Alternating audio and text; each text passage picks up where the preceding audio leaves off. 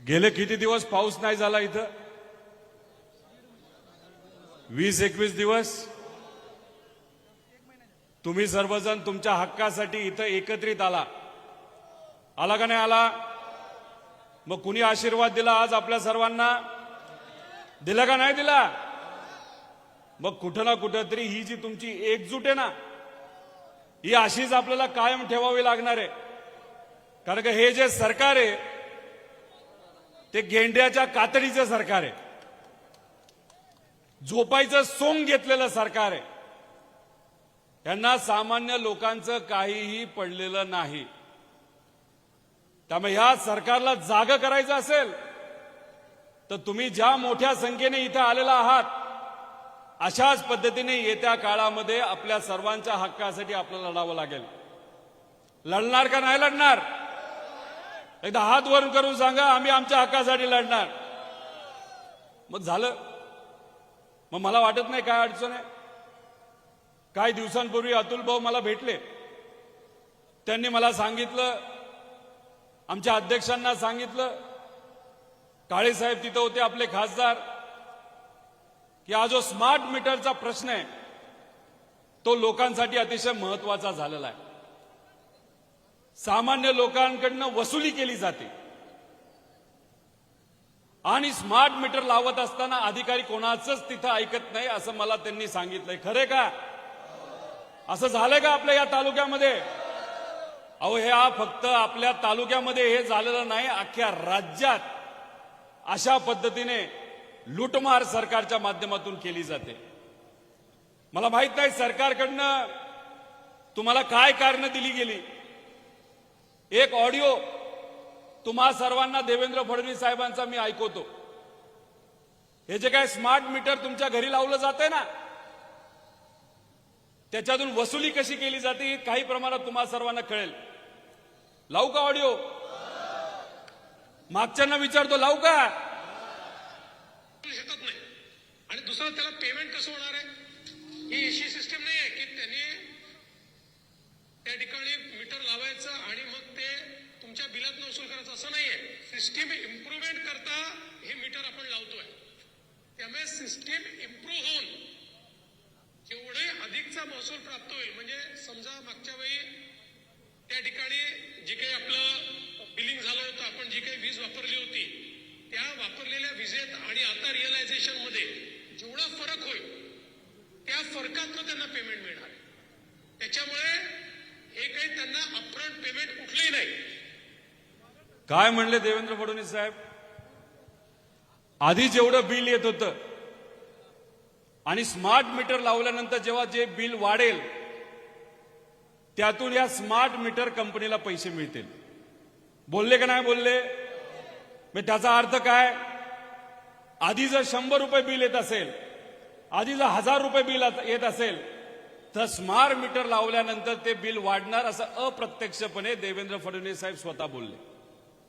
2024ला जेव्हा हे इलेक्शन आत्ताचं झालं विधानसभेचं, त्याच्या आधी अधिवेशनामध्ये बोलत असताना त्यांनी काय सांगितलं? आम्ही त्या गोष्टीचा विरोध केला होता, या सर्व नेत्यांनी विरोध केला होता. त्यावेळेस सांगत असताना त्यांनी सांगितलं की आम्ही काय करतो, तुमचा विरोध आहे, लोकांचा विरोध आहे, ठीक आहे, आम्ही स्मार्ट मीटर लोकांच्या घरी जाऊन तिथं लावणार नाही. आम्ही काय करतो, जे सरकारी कार्यालय, शासकीय कार्यालय, तिथं आम्ही पहिलं स्मार्ट मीटर लावतो. 5 वर्ष बघतो बिल वाढतंय का कमी होतंय, आणि 5 वर्ष बघितल्यानंतर मग आम्ही सामान्य लोकांच्या घरी जाऊन तिथं स्मार्ट मीटर लावेल. जसं इलेक्शन झालं त्याच्या दुसऱ्या दिवसापासून तुमच्या घरी येऊन अधिकारी काय सांगतात? स्मार्ट मीटर लावावंच लागेल. बरोबर का नाही? मग अधिवेशनामध्ये इलेक्शनच्या आधी तुम्ही बोलत असताना सांगता की आम्ही 5 वर्ष लावणार नाही, आधी आम्ही सरकारी शासकीय कार्यालयामध्ये लावतो, चालतंय नाही चालतं, रेट वाढतायत नाही वाढतं याचा अभ्यास करतो, मग लोकांच्या घरी तिथं आम्ही लावतो. पण इलेक्शन झाल्यानंतर, मतदान मिळाल्यानंतर, तुमचे आमदार तिथं निवडून आल्यानंतर, तुम्ही सत्तेत आल्यानंतर तुम्ही जर लोकांना विसरून जात असताल, लोकांना दिलेला शब्द विसरून जात असताल, हे आम्हाला चालणार नाही. का तुम्हाला चालणार आहे? मागच्यांना विचारतो, चालणार आहे का? अहो काय काय ग्रामीण भागामध्ये तर घरी कुणी नसताना सुद्धा हे अधिकारी येतात आणि स्मार्ट मीटर लावून जातात. काय काय महिलांनी आम्हाला सांगितले, पुरुष वर्ग घरी नसताना आम्ही महिला एकट्या असताना सुद्धा अधिकारी येतात, दमदाटी करतात आणि स्मार्ट मीटर लावून जातात. झालं का असं? बऱ्याच ठिकाणी आम्हाला हे ऐकायला मिळालेलं आहे. आणि अशा अनेक उदाहरणं मी तुम्हाला देऊ शकतो की स्मार्ट मीटर लावल्यानंतर त्यांचं बिल तिथं वाढलेलं आहे. प्रत्येक जिल्ह्यात प्रत्येक तालुक्यामध्ये अशा घटना तिथं घडलेल्या आहेत. मग ही जी वसुली सरकार करत आहे ती आपल्याला चालणार आहे का? या अधिवेशनामध्ये सुद्धा आम्ही मुद्दा मांडला. अहो हे अधिकारी येऊन जे काय आम्हाला दमदाटी करतात, आमच्या लोकांना दमदाटी करतात, हे चालणार नाही आणि आम्ही ते होऊन देणार नाही. तेव्हा देवेंद्र फडणवीस साहेबांनी उत्तर देत असताना सांगितलं, ठीक आहे आम्ही कोणालाही दमदाटी करणार नाही, ज्याला लावायचंय त्यांनी लावा, ज्याला नाही लावायचंय त्यांनी नका लावू. पण तरी सुद्धा जसं अधिवेशन होतंय लगेच अधिकाऱ्यांना सांगून टार्गेट दिलं गेले आणि मग टार्गेट पूर्ण करण्याच्या नादामध्ये अधिकारी येतात आणि आपल्याला दमदाटी करून तिथं स्मार्ट मीटर लावतात. आणि स्मार्ट मीटर लावल्यानंतर रेट हे आपल्या सगळ्यांचे वाढलेले तुम्ही आणि आपण सगळ्यांनी बघितलेले आहेत. याच्यामध्ये काही मोठ्या कंपन्या आहेत, त्यांना तिथं कामं देण्यात आलेली आहेत. याच्यामध्ये जर आपण त्याचा अभ्यास केला तर जिल्हानिहाय तिथं ही कामं दिली गेली आहे. आता एक हैदराबादची कंपनी आहे, नागार्जुना कन्स्ट्रक्शन कंपनी. काय काम आहे त्याचं? कन्स्ट्रक्शन करायचं, रस्ते बांधायचे. त्या हैदराबादच्या कंपनीला तिथं नाशिक आणि जळगाव परिसर, लातूर परिसर, नांदेड, छत्रपती संभाजीनगर, अहिल्यानगर हा भाग दिला कन्स्ट्रक्शनच्या कंपनीला. त्यानंतर मॉन्टे कार्लो लिमिटेड गुजरात, ऐकलंय का? बघा, नागपूर शहर, नागपूर ग्रामीण, वर्धा, चंद्रपूर आणि गडचिरोली जिल्हा हे मॉन्टे कार्लो लिमिटेड कंपनी आहे. कुठली आहे? म्हणजे तुमचा हा भाग कोणाला दिलाय? गुजरातच्या कंपनीला. ऐकलं का नाही ऐकलं नाव? त्यानंतर जेनेसिस पॉवर इन्फ्रास्ट्रक्चर, अडाणी ग्रुप गुजरात, ह्या सगळ्यांना इथं कामं दिली गेली. आणि ही कामं पूर्ण करण्यासाठी टार्गेट किती केलं गेलं तर 27,000 कोटी रुपयाचं टार्गेट ह्याच्यासाठी ठेवलंय. अहो ग्रामीण भागामध्ये अजूनपर्यंत आम्हाला 3 फेज लाईट मिळत नाही. बऱ्याच वाड्या वस्त्या ज्या एकदम आतल्या भागात आहे तिथं सिंगल फेज अजूनपर्यंत आम्हाला लाईट मिळालेली नाही. तर 27,000 कोटी रुपये स्मार्ट मीटरवर खर्च करण्यापेक्षा प्रत्येक घरापर्यंत सिंगल फेज कशी पोहोचेल, आम्हाला दिवसा लाईट कशी मिळेल आणि प्रत्येक शेतकऱ्याला 3 फेजची लाईट कशी मिळेल, यासाठी सरकारने हा खर्च करायला पाहिजे होता.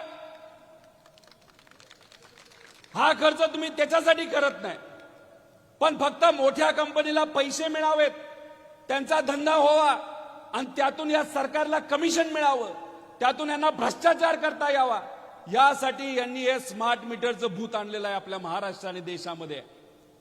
हे तुमच्या हिताचं काहीच नाही. तुम्हाला माहिती ईव्हीएम मशीन माहितीये का? काही लोकांचं म्हणणं आहे त्याच्यामध्ये गडबड करते हे सरकार. पूर्वी कसं मतदान करत होतो आपण? कागदावर करत होतो. त्याच्यामध्ये कुठं अशी गडबड करण्याचा चान्स होता का? मग आता काय आपण म्हणतो ईव्हीएम मध्ये गडबड करू शकतील का? कारण का ते इलेक्ट्रिक गोष्ट आहे. ते ठोका असतो, खोकं, म्हणजे ते वाला खोकं नाही, बटन दाबायचं खोकं. इलेक्शन केलं ना, मतदान केलं ना, त्या मशीन मध्ये जर इलेक्ट्रॉनिक असल्यामुळे गडबड केली जाऊ शकते. ते हे जे मशीन आता तुमच्या घरी लावले हे सुद्धा इलेक्ट्रिक मशीन आहे, ह्याच्यात गडबड होणार नाही का? अहो हे अख्खं मशीन त्यांच्या सेंट्रल कार्यालयाला जोडलेलं आहे. तिथून जर त्यांनी ठरवलं की या घरातून, ते जे घर दिसते मागे त्या घराला स्मार्ट मीटर लावला असेल, त्या घराला जर 200 रुपये बिल येत असेल, ते 500 रुपये आलं पाहिजे, तर ते तिथं बसून, ऑफिसमध्ये बसून तिथे ठरवू शकतात. कारण का शेवटी हा सगळा कंट्रोल हा तुमच्या हातात राहणार नाही, हा सगळा कंट्रोल कुठं जाणार तर या कंपनीच्या मालकांच्या हातामध्ये जाणार आणि कंपनीला जर वाटलं आपल्याला नुकसान होतंय तर कदाचित त्या मीटरला तिथून कंट्रोल करून तुमचं बिल इथं वाढू शकतं. जर आतापर्यंत 600चं बिल येत असेल आणि तुम्हाला 700-800चं बिल आलं असेल तर याच्यामध्ये नक्कीच काय ना काही ती गडबड आहे का नाही, का असंच हवेतून बिल वाढलं. हे मशीन लावण्यापासून अनेक ठिकाणी बिलं वाढलेलं आम्हाला सगळ्यांना माहिती आहे. मला माहित नाही तुमच्या तालुक्यात वाढलंय का. अहो पुण्यामध्ये आंबेगाव परिसरामधील एक ग्राहक आहे, 600 रुपये बिल येत होतं आणि हे मशीन लावल्यानंतर पहिल्याच महिन्यात किती बिल आलं माहितीये, 10,000 रुपये. त्यानंतर नागपूरमध्ये धरेंद्र नावाची एक व्यक्ती आहे, महिन्याचं बिल किती आलं त्याला, एका घराचं 4 लोक राहतात घरात, 70,000 रुपये. तिकडे कोकणात सुरेंद्र भाऊ म्हणून आहेत, घर बंद, कुणी राहत नाही, कामाला पुण्यामध्ये आलेत, घरी कुणी राहत नसताना सुद्धा त्यांच्या त्या न राहत्या घराचं बिल किती आलं माहिती, 5,000 ते 6,000 रुपये.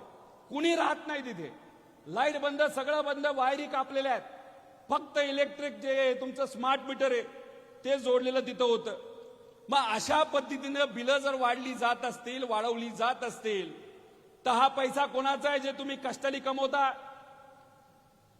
कुणी शेती करतं, कुणी मजुरी करतं, छोटे मोठे व्यवसाय करतात, त्यातून जो पैसा आपण कमवतो तो कोणाचा आहे, सरकारचा आहे का आपला आहे, सरकारच्या बापाचा पैसा आहे का. मग हा तुमचा पैसा असेल आणि त्याच्यात स्मार्ट मीटर लावून तुमचाच पैसा हे सरकार लुटत असेल तर हे आपल्याला चालणार आहे का. अहो हे सरकार इतका मोठ्या प्रमाणात भ्रष्टाचार करते, मोठे मोठे प्रोजेक्ट दाखवते आणि त्या प्रोजेक्ट मधून हजारो कोटी रुपये तिथं काढते. आणि मात्र आमच्या गरिबाकडनं सुद्धा जर अशा कंपनीला काम देऊन हे स्मार्ट मीटर लावून तुम्ही जर आमचे पैसे, आमच्या गरिबाचे पैसे तिथेही वसूल करणार असाल तर हे आम्हाला चालणार नाही.